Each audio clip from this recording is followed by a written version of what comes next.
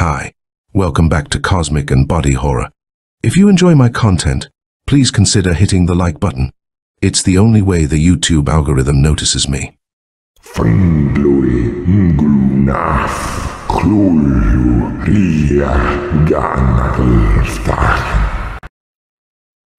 The Dark Brotherhood. It is probable that the facts in regard to the mysterious destruction by fire of an abandoned house on a knoll along the shore of the Seekonk in a little habited district between the Washington and Red bridges will never be entirely known. The police have been beset by the usual number of cranks, purporting to offer information about the matter, none more insistent than Arthur Phillips, the descendant of an old East Side family. Long resident of Angel Street, a somewhat confused but earnest young man who prepared an account of certain events he alleges led to the fire. Though the police have interviewed all persons concerned and mentioned in Mr. Phillips' account, no corroboration, save for a statement from a librarian at the Athenaeum, attesting only to the fact that Mr. Phillips did once meet Miss Rose Dexter there, could be found to support Mr. Phillips' allegations. The manuscript follows. Chapter 1. The nocturnal streets of any city along the eastern seaboard afford the nightwalker many a glimpse of the strange and terrible, the macabre and outlier, for darkness draws from the crevices and crannies. The attic rooms and cellar hideaways of the city, those human beings who, for obscure reasons lost in the past, choose to keep the day secure in their grey niches, the misshapen, the lonely, the sick, the very old, the haunted, and those lost souls who are forever seeking their identities under cover of night, which is beneficent for them as the cold light of day can never be. These are the hurt by life, the maimed, men and women who have never recovered from the traumas of childhood, or who have willingly sought after experiences not meant for man to know. And every place where the human society has been concentrated for any considerable length of time abounds with them, though they are seen only in the dark hours, emerging like nocturnal moths to move about in their narrow environs for a few brief hours before they must escape daylight once more. Having been a solitary child, and much left to my own devices because of the persistent ill health which was my lot, I developed early a propensity for roaming abroad by night, at first only in the Angel Street neighborhood where I lived during much of my childhood, and then, little by little, in a widened circle in my native Providence. By day, my health permitting, I haunted the Seekonk River from the city into the open country, or, when my energy was at its height, played with a few carefully chosen companions at a clubhouse we had painstakingly constructed in wooded areas not far out of the city. I was also much given to reading, and spent long hours in my grandfather's extensive library, reading without discrimination and thus assimilating a vast amount of knowledge. From the Greek philosophies to the history of the English monarchy, from the secrets of ancient alchemists to the experiments of Niels Bohr, from the lore of Egyptian papyri to the regional studies of Thomas Hardy. Since my grandfather was possessed of very Catholic tastes in books, and, spurning specialization, bought and kept only what in his mind was good, by which he meant that which involved him. But the nocturnal city invariably drew me from all else. Walking abroad was my preference above all other pursuits, and I went out and about at night all through the later years of my childhood and throughout my adolescent years, in the course of which I tended, because sporadic illness kept me from regular attendance at school, to grow ever more self-sufficient and solitary. I could not now say what it was I sought with such determination in the nighted city, what it was in the ill-lit streets that drew me, why I sought Old Benefit Street and the shadowed environs of Poe Street. Almost unknown in the vastness of Providence, what it was I hoped to see in the furtively glimpsed faces of other night wanderers slipping and slinking along the dark lanes and byways of the city. Unless perhaps it was to escape from the harsher realities of daylight, coupled with an insatiable curiosity about the secrets of city life which only the night could disclose. When at last my graduation from high school was an accomplished fact, it might have been assumed that I would turn to other pursuits, but it was not so. For my health was too precarious to warrant matriculation at Brown University, where I would like to have gone to continue my studies. And this deprivation served only to enhance my solitary occupations. I doubled my reading hours and increased the time I spent abroad by night, by the simple expedient of sleeping during the daylight hours. And yet I contrived to lead an otherwise normal existence. I did not abandon my widowed mother or my aunts, with whom we lived, though the companions of my youth had grown away from me. And I managed to discover Rose Dexter, a dark-eyed descendant of the first English families to come into Old Providence, one singularly favoured in the proportions of her figure and in the beauty of her features, whom I persuaded to share my nocturnal pursuits. With her I continued to explore nocturnal Providence, and with new zest, eager to show Rose all I had already discovered in my wanderings about the city. We met originally at the old Athenaeum, and we continued to meet there of evenings, and from its portals ventured forth into the night. What began light-heartedly for her soon grew into dedicated habit. She proved as eager as I to inquire into hidden byways and long disused lanes, and she was soon as much at home in the night-held city as I. She was little inclined to irrelevant chatter, and thus proved admirably complimentary to my person. We had been exploring Providence in this fashion for several months, when one night on Benefit Street, a gentleman wearing a knee-length cape over wrinkled and ill-kept clothing accosted us.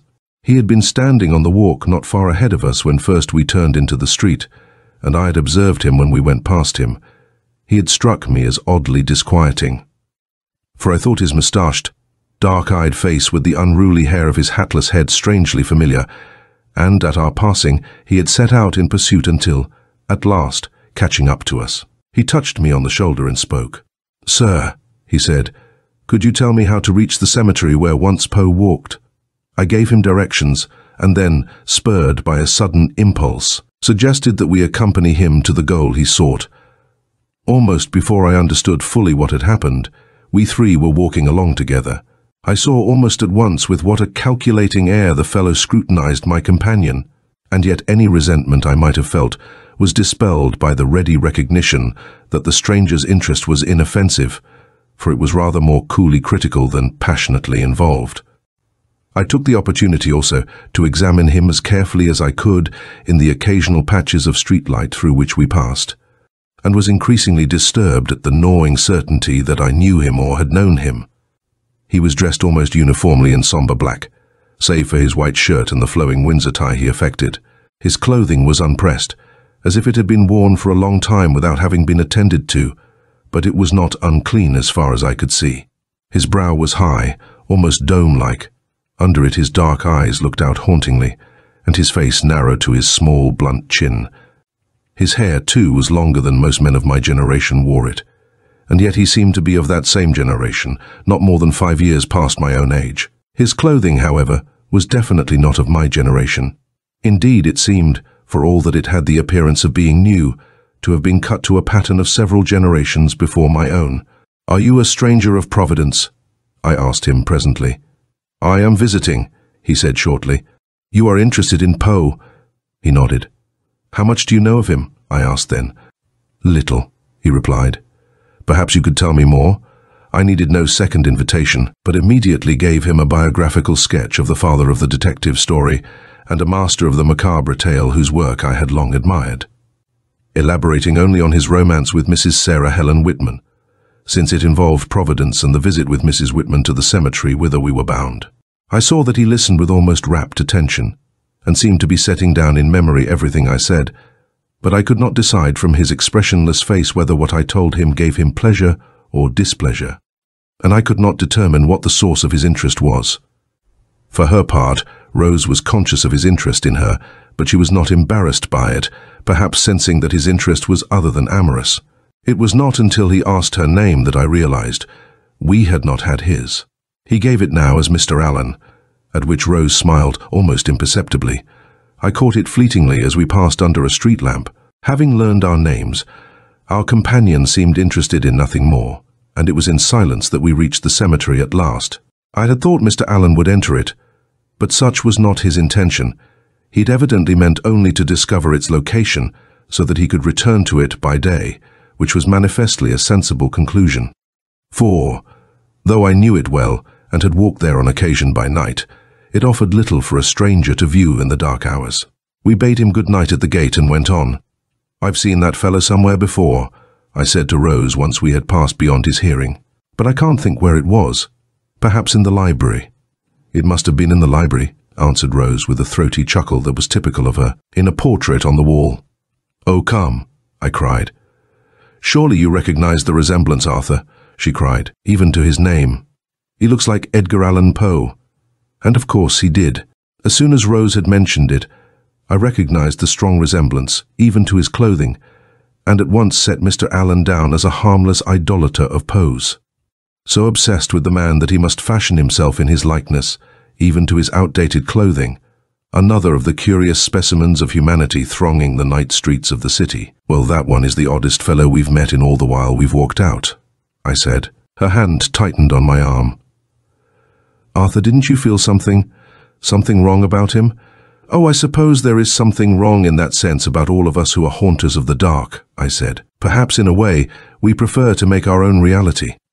But even as I answered her, I was aware of her meaning, and there was no need of the explanation she tried so earnestly to make in the spate of words that followed. There was something wrong in the sense that there was about Mr. Allan a profound note of error. It lay, now that I've faced and accepted it, in a number of trivial things, but particularly in the lack of expressiveness in his features. His speech, limited though it had been, was without modulation. Almost mechanical. He had not smiled, nor had he been given to any variation in facial expression whatsoever. He had spoken with a precision that suggested an icy detachment and aloofness foreign to most men. Even the manifest interest he showed in Rose was far more clinical than anything else. At the same time that my curiosity was quickened, a note of apprehension began to make itself manifest, as a result of which I turned our conversation into other channels and presently walked Rose to her home. Chapter 2. I suppose it was inevitable that I should meet Mr. Allan again, and but 2 nights later, this time not far from my own door. Perhaps it was absurd to think so, but I could not escape the impression that he was waiting for me, that he was as anxious to encounter me again as I was to meet him. I greeted him jovially, as a fellow haunter of the night, and took quick notice of the fact that, though his voice simulated my own joviality, there was not a flicker of emotion on his face. It remained completely placid, wooden, in the words of the romantic writers. Not the hint of a smile touched his lips. Not a glint shone in his dark eyes. And now that I had had it called to my attention, I saw that the resemblance to Poe was remarkable, so much so, that had Mr. Allan put forth any reasonable claim to being a descendant of Poe's, I could have been persuaded to belief. It was, I thought, a curious coincidence, but hardly more, and Mr. Allan on this occasion made no mention of Poe or anything relating to him in Providence.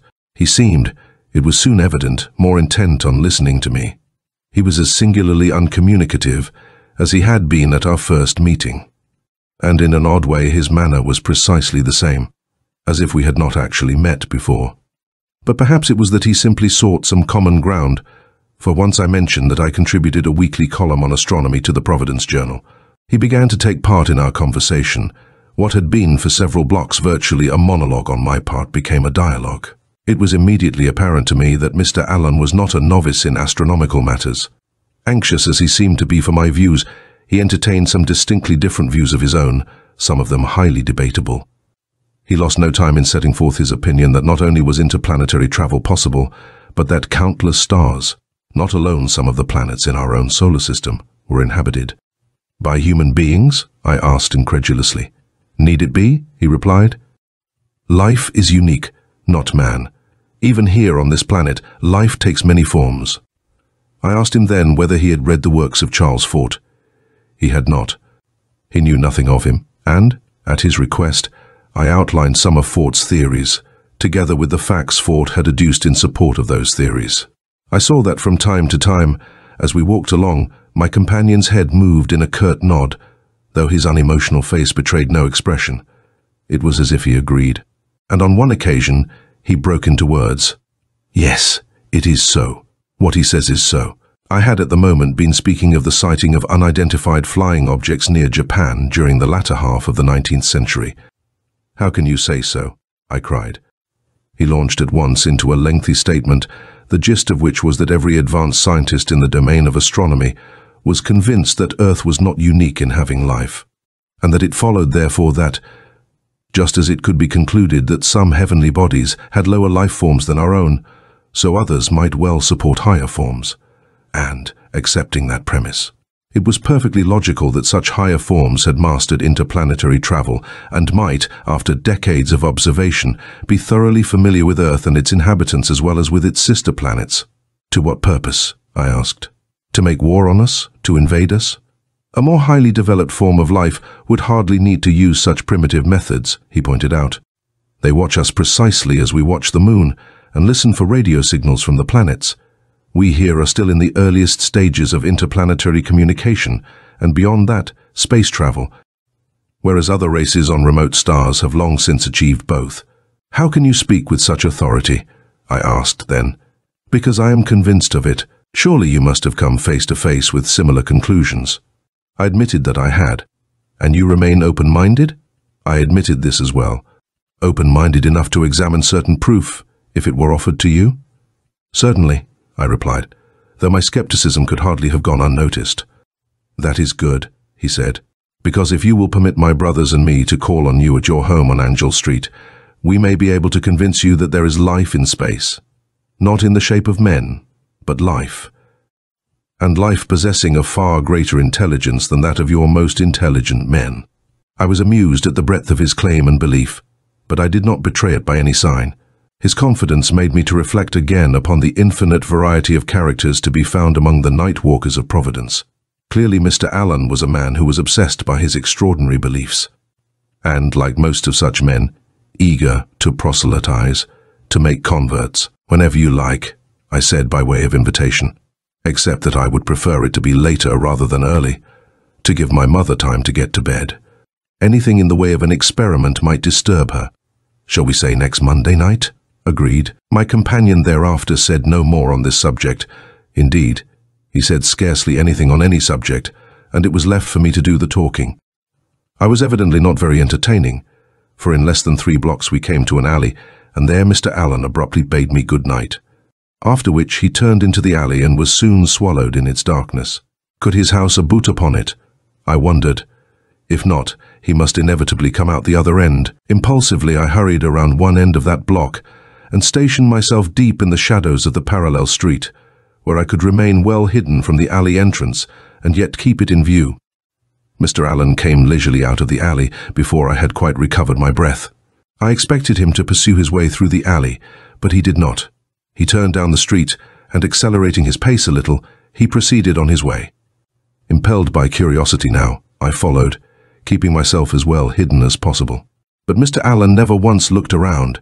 He set his face straight ahead of him, and never, as far as I could determine, even glanced to left or right. He was clearly bound for a destination that could only be his home, for the hour was past midnight. I had little difficulty following my erstwhile companion, for I knew these streets well. I had known them since my childhood.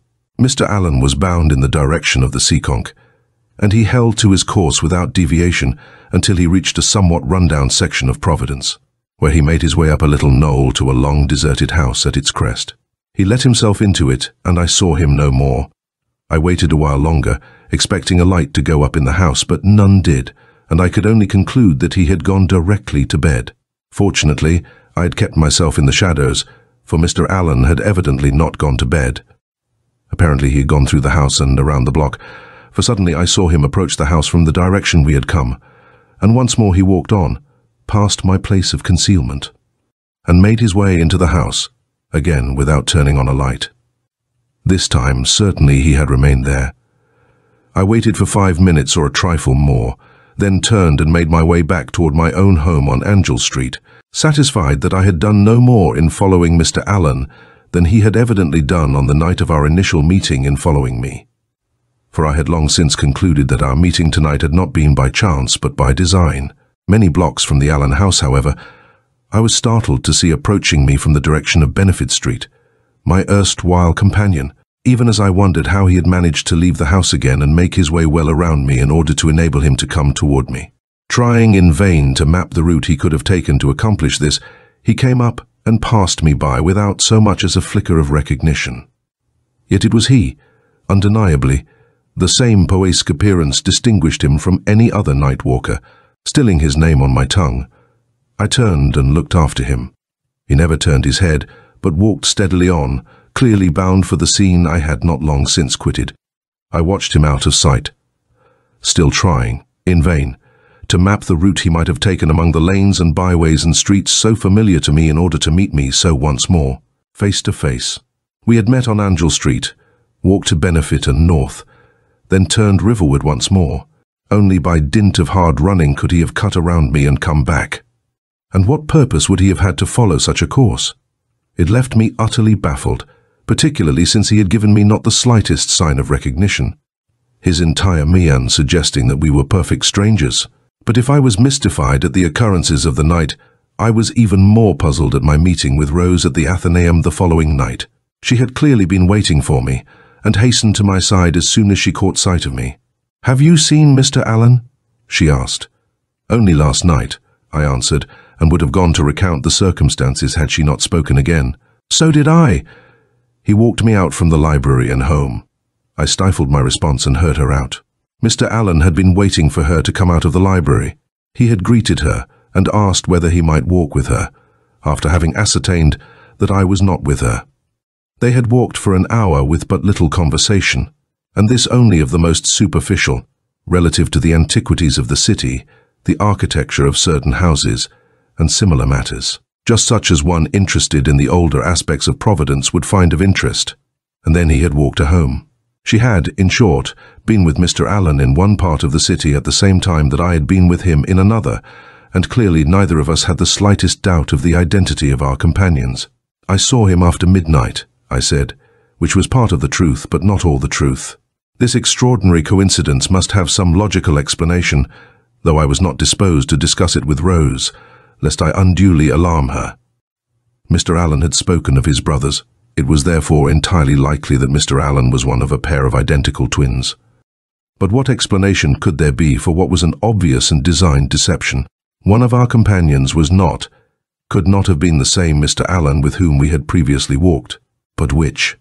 I was satisfied that my companion was identical with Mr. Allen met but 2 nights before, in as casual a manner as I could assume in the circumstances.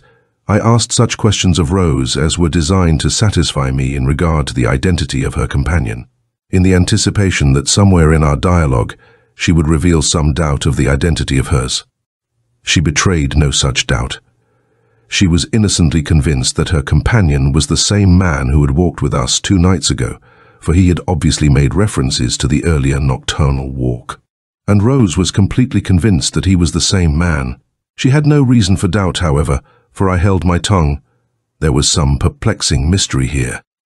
For the brothers had some obscure reason for interesting themselves in us, certainly other than that they shared our interest in the night walkers of the city and the hidden aspects of urban life that appeared only with the dusk, and vanished once more into their seclusion with the dawn. My companion, however, had made an assignation with me, whereas Rose said nothing to indicate that her companion had planned a further meeting with her. And why had he waited to meet her in the first place? But this line of inquiry was lost before the insistent cognizance that neither of the meetings I had had after leaving my companion at his residence last night could have been Rose's companion. For Rose lived rather too far from the place of my final meeting last night to have permitted her companion to meet me at the point we met. A disquieting sense of uneasiness began to rise in me. Perhaps there were 3 Allens, all identical, triplets, or 4? But no, surely the second Mr. Allen encountered on the previous night had been identical with the first, even if the third encounter could not have been the same man. No matter how much thought I applied to it, the riddle remained insoluble. I was, therefore, in a challenging frame of mind for my Monday night appointment with Mr. Allen, not but 2 days away. Chapter 3. Even so, I was ill-prepared for the visit of Mr. Allen and his brothers on the following Monday night. They came at 10:15 o'clock. My mother had just gone upstairs to bed. I had expected at most 3 of them. There were 7, and they were as alike as peas in a pod. So much so that I could not pick from among them the Mr. Allen with whom I had twice walked the nocturnal streets of Providence, though I assumed it was he who was the spokesman for the group. They filed into the living room, and Mr. Allen immediately set about arranging chairs in a semicircle with the help of his brothers, murmuring something about the nature of the experiment, though, to tell the truth, I was still much too amazed and disquieted at the appearance of 7 identical men, all of whom bore so strong a resemblance to Edgar Allan Poe as to startle the beholder, to assimilate what was being said.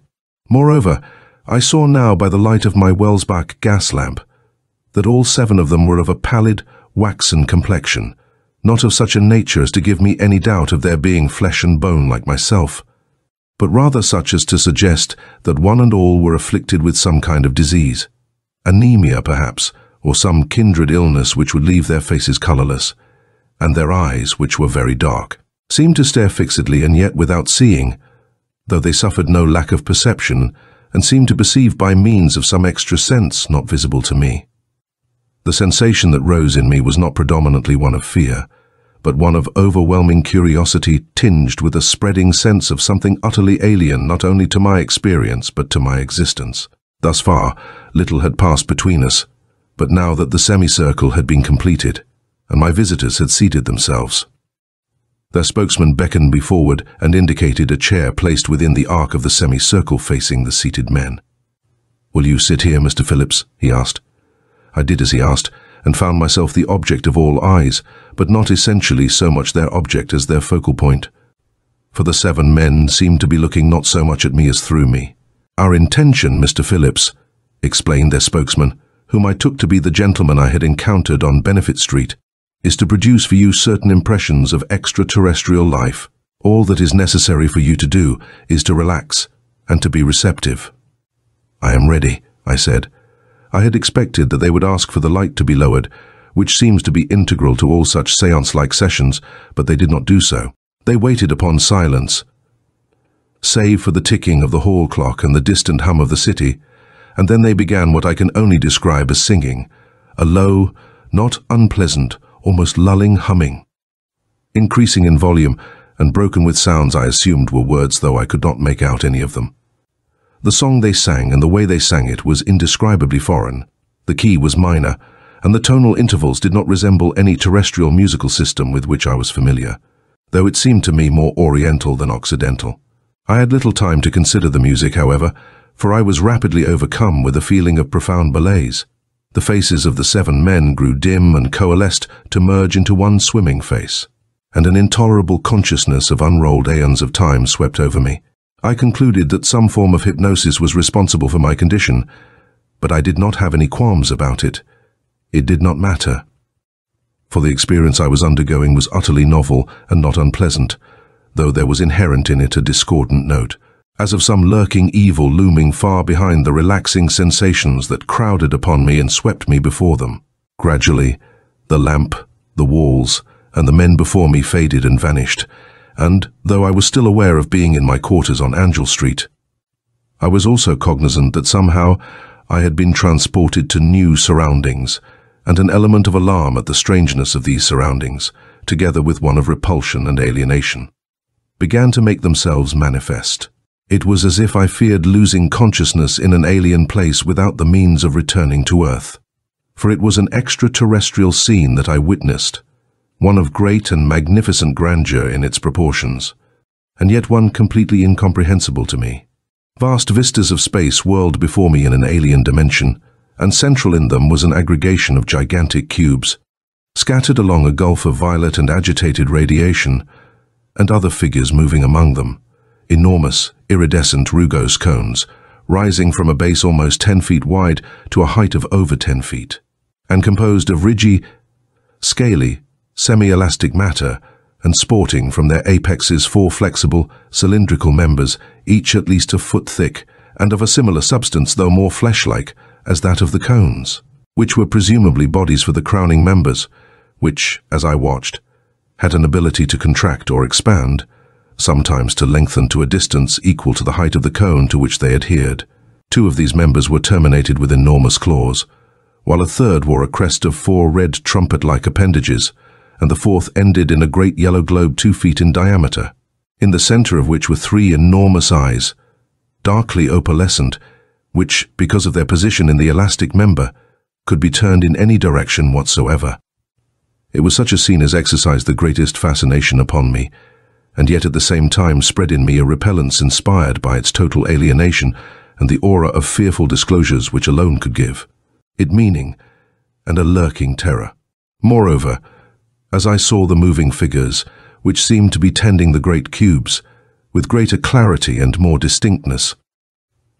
I saw that their strange heads were crowned by 4 slender grey stalks carrying flower-like appendages, as well as, from its nether side, 8 sinuous, elastic tentacles, moss-green in colour, which seemed to be constantly agitated by serpentine motion, expanding and contracting, lengthening and shortening and whipping around as if with life independent of that which animated, more sluggishly, the cones themselves. The whole scene was bathed in a wan red glow, as from some dying sun which, failing its planet, now took second place to the violet radiation from the gulf. The scene had an indescribable effect on me. It was as if I had been permitted a look into another world, one incredibly vaster than our own, distinguished from our own by antipodally different values and life forms, and remote from ours in time and space. And as I gazed at this far world, I became aware, as were this intelligence being funneled into me by some psychic means, that I looked upon a dying race which must escape its planet or perish. Spontaneously then, I seemed to recognize the burgeoning of a menacing evil, and with an urgent, violent effort, I threw off the bondage of the chant that held me in its spell, gave vent to the uprushing of fear I felt in a cry of protest, and rose to my feet, while the chair on which I sat fell backward with a crash. Instantly the scene before my mind's eye vanished, and the room returned to focus. Across from me sat my visitors, the 7 gentlemen in the likeness of Poe, impassive and silent, for the sounds they had made, the humming and the odd word-like tonal noises, had ceased. I calmed down, my pulse began to slow. "What you saw, Mr. Phillips, was a scene on another star, remote from here," said Mr. Allen. "Far out in space. Indeed, in another universe. Did it convince you?" "I've seen enough," I cried. I could not tell whether my visitors were amused or scornful.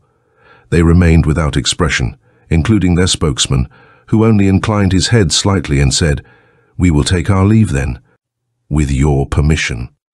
And silently, one by one, they all filed out into Angel Street. I was most disagreeably shaken. I had no proof of having seen anything on another world, but I could testify that I had experienced an extraordinary hallucination, undoubtedly through hypnotic influence. But what had been its reason for being? I pondered that as I set about to put the living room to rights, but I could not adduce any profound reason for the demonstration I had witnessed. I was unable to deny that my visitors had shown themselves to be possessed of extraordinary faculties, but to what end? And I had to admit to myself that I was as much shaken by the appearance of no less than 7 identical men as I was by the hallucinatory experience I had just passed through. Quintuplets were possible yet, but had anyone ever heard of septuplets? Nor were multiple births of identical children usual. Yet here were 7 men, all of very much the same age, identical in appearance, for whose existence there was not a scintilla of explanation, nor was there any graspable meaning in the scene that I had witnessed during the demonstration. Somehow I had understood that the great cubes were sentient beings for whom the violet radiation was life-giving. I had realized that the cone creatures served them in some fashion or other, but nothing had been disclosed to show how. The whole vision was meaningless. It was just such a scene as might have been created by a highly organized imagination and telepathically conveyed to a willing subject, such as myself. That it proved the existence of extraterrestrial life was ridiculous.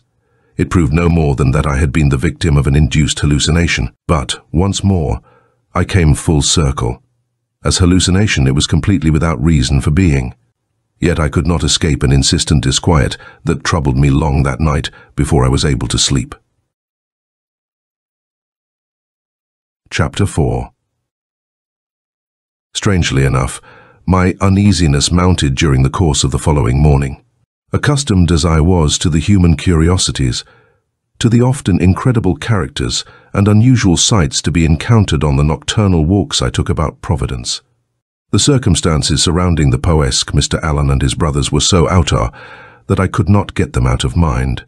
Acting on impulse, I took time off from my work that afternoon and made my way to the house on the knoll along the Seekonk, determined to confront my nocturnal companion. But the house, when I came to it, wore an air of singular desertion. Badly worn curtains were drawn down to the sills of the windows. In some places blinds were up, and the whole milieu was the epitome of abandonment.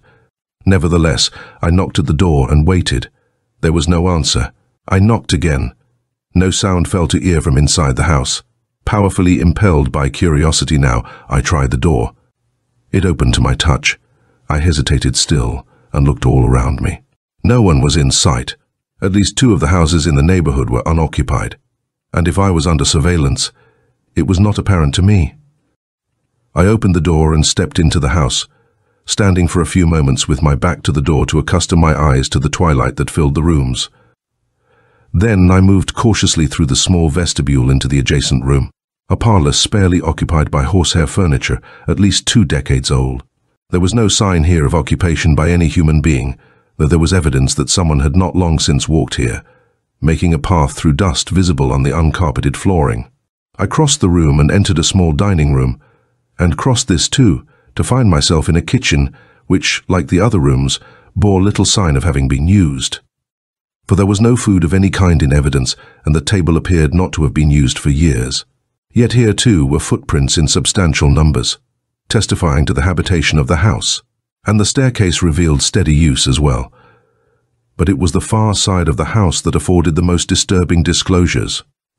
This side of the building consisted of but one large room, though it was instantly evident that it had been 3 rooms at one time. But the connecting walls had been removed without the finished repair of the junctions at the outer wall. I saw this in a fleeting glance, for what was in the center of the room caught and held my fascinated attention. The room was bathed in violet light, a soft glowing that emanated from what appeared to be a long glass-encased slab, which, with a second, unlit similar slab, stood surrounded by machinery the like of which I had never seen before save in dreams. I moved cautiously into the room, alert for anyone who might prevent my intrusion. No one and nothing moved. I drew closer to the violet-lit glass case and saw that something lay within, though I did not at first encompass this because I saw what it laid upon, nothing less than a life-sized reproduction of a likeness of Edgar Allan Poe, which, like everything else, was illuminated by the same pulsing violet light, the source of which I could not determine, save that it was enclosed by the glass-like substance which made up the case. But when at last I looked upon that which lay upon the likeness of Poe, I almost cried out in fearful surprise, for it was, in miniature, a precise reproduction of one of the Rugose cones I had seen only last night in the hallucination induced in my home on Angel Street, and the sinuous movement of the tentacles on its head, or what I took to be its head, was indisputable evidence that it was alive. I backed hastily away with only enough of a glance at the other case to assure myself that it was bare and unoccupied, though connected by many metal tubes to the illumined case parallel to it. Then I fled, as noiselessly as possible, for I was convinced that the nocturnal Brotherhood slept upstairs, and in my confusion at this inexplicable revelation that placed my hallucination of the previous night into another perspective, I wished to meet no one. I escaped from the house undetected, though I thought I caught a brief glimpse of a Poesque face at one of the upper windows. I ran down the road and back along the streets that bridged the distance from the Seekonk to the Providence River, and ran so for many blocks before I slowed to a walk. For I was beginning to attract attention in my wild flight. As I walked along, I strove to bring order to my chaotic thoughts. I could not adduce an explanation for what I had seen, but I knew intuitively that I had stumbled upon some menacing evil too dark and forbidding, and perhaps too vast as well for my comprehension. I hunted for meaning and found none. Mine had never been a scientifically oriented mind, apart from chemistry and astronomy, so that I was not equipped to understand the use of the great machines I had seen in that house ringing that violet-lit slab, where that Rugo's body lay in warm, life-giving radiation. Indeed, I was not even able to assimilate the machinery itself, for there was only a remote resemblance to anything I had ever before seen, and at the dynamos in a powerhouse. They had all been connected in some way to the 2 slabs and the glass cases, if the substance were glass, the one occupied, the other dark and empty, for all the tubing that tied them each to each. But I had seen enough to be convinced that the dark-clad Brotherhood, who walked the streets of Providence by night in the guise of Edgar Allan Poe, had a purpose other than mine in doing so. Theirs was no simple curiosity about the nocturnal characters, about fellow walkers of the night. Perhaps darkness was their natural element, even as daylight was that of the majority of their fellowmen, but that their motivation was sinister, I could not now doubt. Yet at the same time I was at a loss as to what course next to follow. I turned my steps at last toward the library, in the vague hope of grasping at something that might lead me to some clue by means of which I could approach an understanding of what I had seen. But there was nothing. Search as I might, I found no key, no hint, though I read widely through every conceivable reference, even to those on Poe in Providence on the shelves. And I left the library late in the day as baffled as I had entered. Perhaps it was inevitable that I would see Mr. Allen again that night. I had no way of knowing whether my visit to his home had been observed. Despite the observer I thought I had glimpsed in an upper window in my flight, and I encountered him therefore in some trepidation. But this was evidently ill-founded, for when I greeted him on Benefit Street, there was nothing in his manner or in his words to suggest any change in his attitude, such as I might have expected had he been aware of my intrusion. Yet I knew full well his capacity for being without expression. Humor, disgust, even anger or irritation were alien to his features, which never changed from that introspective mask which was essentially that of Poe. "I trust you have recovered from our experiment, Mr. Phillips," he said after exchanging the customary amenities. "Fully," I answered, though it was not the truth. I added something about a sudden spell of dizziness to explain my bringing the experiment to its precipitate end. "It is but one of the worlds outside you saw, Mr. Phillips," Mr. Allen went on. "There are many as 100,000. Life is not the unique property of Earth, nor is life in the shape of human beings. Life takes many forms on other planets and far stars, forms that would seem bizarre to humans, as human life is bizarre to other life forms." For once, Mr. Allen was singularly communicative, and I had little to say. Clearly, whether or not I laid what I had seen to hallucination, even in the face of my discovery in my companion's house, he himself believed implicitly in what he said. He spoke of many worlds, as if he were familiar with them. On occasion he spoke almost with reverence of certain forms of life, particularly those with the astonishing adaptability of assuming the life forms of other planets in their ceaseless quest for the conditions necessary to their existence. "The star I looked upon," I broke in, "was dying." "Yes," he said simply. "You have seen it?" "I have seen it, Mr. Phillips." I listened to him with relief. Since it was manifestly impossible to permit any man sight of the intimate life of outer space, what I had experienced was nothing more than the communicated hallucination of Mr. Allen and his brothers. Telepathic communication certainly, aided by a form of hypnosis I had not previously experienced. Yet I could not rid myself of the disquieting sense of evil that surrounded my nocturnal companion, nor of the uneasy feeling that the explanation which I had so eagerly accepted was unhappily glib. As soon as I decently could, thereafter, I made excuses to Mr. Allen and took my leave of him. I hastened directly to the Athenaeum in the hope of finding Rose Dexter there, but if she had been there, she had already gone. I went then to a public telephone in the building and telephoned her home. Rose answered, and I confessed to an instantaneous feeling of gratification. "Have you seen Mr. Allen tonight?" I asked. "Yes," she replied, "but only for a few moments.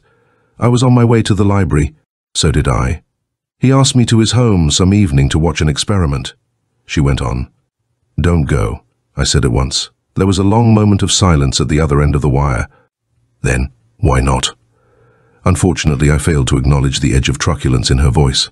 "It would be better not to go," I said, with all the firmness I could muster. "Don't you think, Mr. Phillips, I am the best judge of that?" I hastened to assure her that I had no wish to dictate her actions, but meant only to suggest that it might be dangerous to go. "Why?"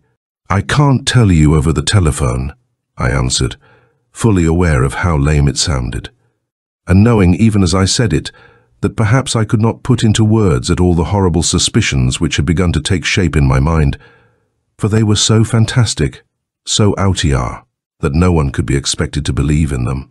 "I'll think it over," she said crisply. "I'll try to explain when I see you," I promised.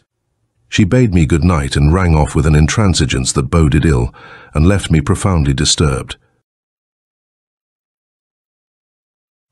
Chapter 5.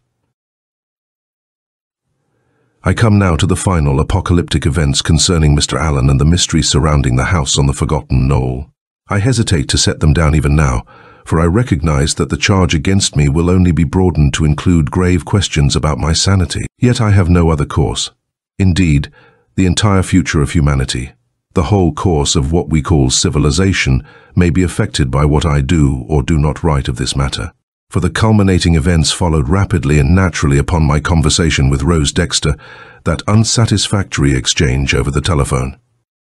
After a restless, uneasy day at work, I concluded that I must make a tenable explanation to Rose. On the following evening, therefore, I went early to the library, where I was accustomed to meeting her, and took a place where I could watch the main entrance. There I waited for well over an hour before it occurred to me that she might not come to the library that night.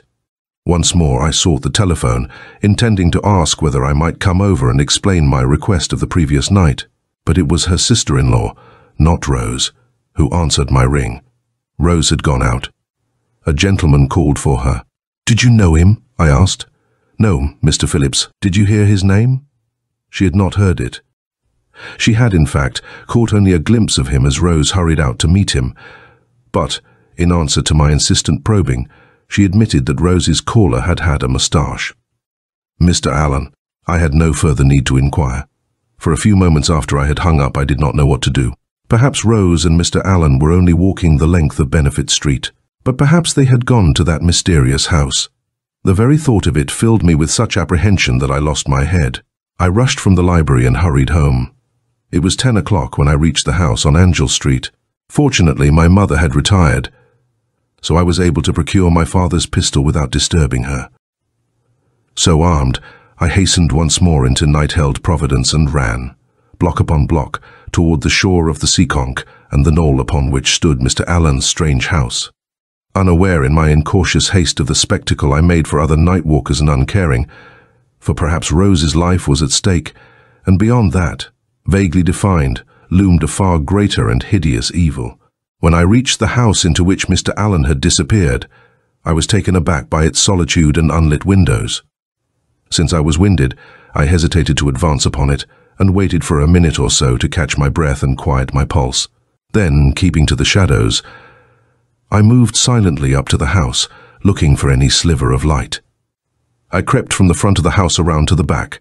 Not the slightest ray of light could be seen, but a low humming sound vibrated just inside the range of my hearing, like the hum of a power line responding to the weather.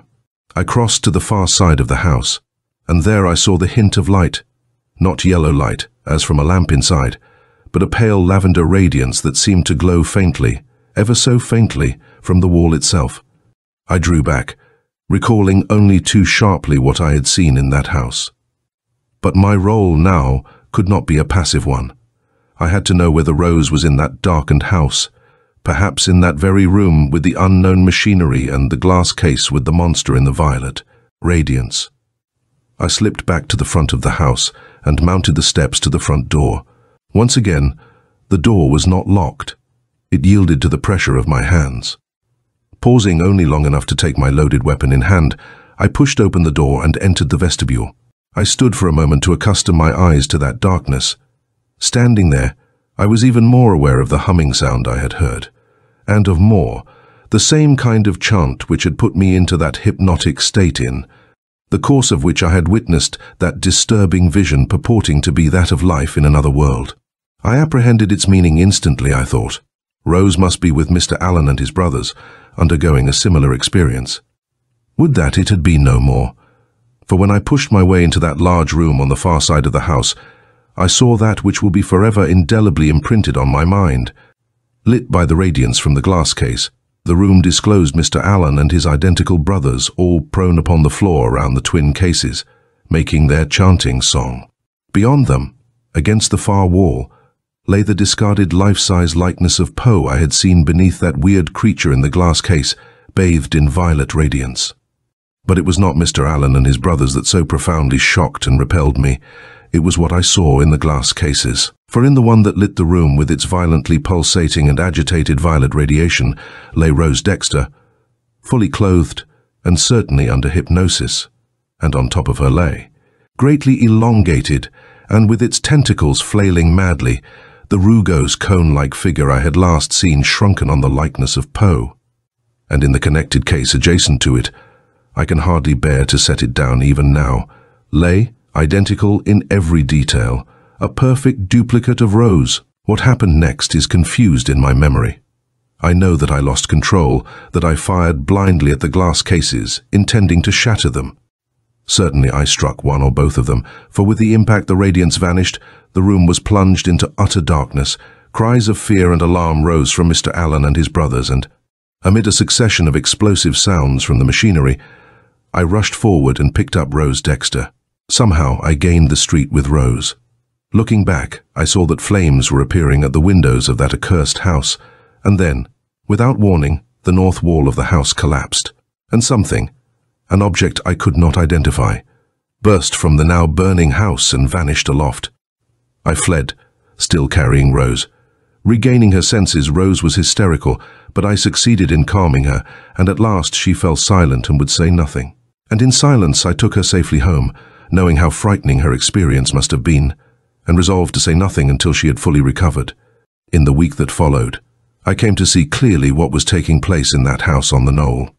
But the charge of arson, lodged against me in lieu of a far more serious one, because of the pistol I abandoned in the burning house, has blinded the police to anything but the most mundane matters. I have tried to tell them, insisting that they see Rose Dexter when she is well enough to talk, and willing to do so. I cannot make them understand what I now understand, only too well. Yet the facts are there, inescapably. They say the charred flesh found in that house is not human, most of it. But could they have expected anything else? 7 men in the likeness of Edgar Allan Poe. Surely they must understand that whatever it was in that house came from another world, a dying world, and sought to invade and ultimately take over Earth by reproducing themselves in the shape of men. Surely they must know that it must have been only by coincidence that the model they first chose was a likeness of Poe, chosen because they had no knowledge that Poe did not represent the average among men. Surely they must know, as I came to know, that the rugose, tentacled cone in the violet radiance was the source of their material selves, that the machinery and the tubing, which they say was too much damaged by the fire to identify, as if they could have identified its functions even undamaged, manufactured from the material simulating flesh supplied by the cone in the violet light, creatures in the shape of men from the likeness of Poe. Mr. Allen himself afforded me the key, though I did not know it at the time, when I asked him why mankind was the object of interplanetary scrutiny, to make war on us, to invade us, and he replied, "A more highly developed form of life would hardly need to use such primitive methods." Could anything more plainly set forth the explanation for the strange occupation of the house along the Seekonk? Of course, it is evident now that what Mr. Allen and his identical brothers afforded me in my own house was a glimpse of life on the planet of the cubes and rugose cones, which was their own. And surely, finally, most damning of all, it must be evident to any unbiased observer why they wanted Rose. They meant to reproduce their kind in the guise of men and women, so that they could mingle with us, undetected, unsuspected, and slowly, over decades, perhaps centuries, while their world died, take over and prepare our earth for those who would come after. God alone knows how many of them may be here, among us, even now. Later, I have been unable to see Rose until now, tonight, and I am hesitant to call for her. For something unutterably terrible has happened to me. I have fallen prey to horrible doubts. While it did not occur to me during that frightful experience in the shambles following my shots in that violet-lit room, I have now begun to wonder, and my concern has grown hour by hour until I find it now almost unbearable. How can I be sure that, in those frenzied minutes, I rescued the real Rose Dexter?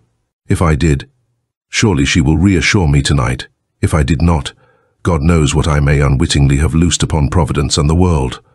From the Providence Journal, July 17th. Local girl slays attacker. Rose Dexter, the daughter of Mr. and Mrs. Elisha Dexter of 127 Benevolent Street, last night fought off and killed a young man she charged with attacking her. Miss Dexter was apprehended in an hysterical condition as she fled down Benefit Street in the vicinity of the Cathedral of St. John, near the cemetery attached to which the attack took place. Her attacker was identified as an acquaintance, Arthur Phillips. This is the end of the story. Tell us what you think in the comment section. Please subscribe and ring the notification bell so you'll be the first to know when we release new content. If you want to support us, consider joining our channel membership. You will get instant early access to more than 100 stories before their release. This is the only way to support our channel.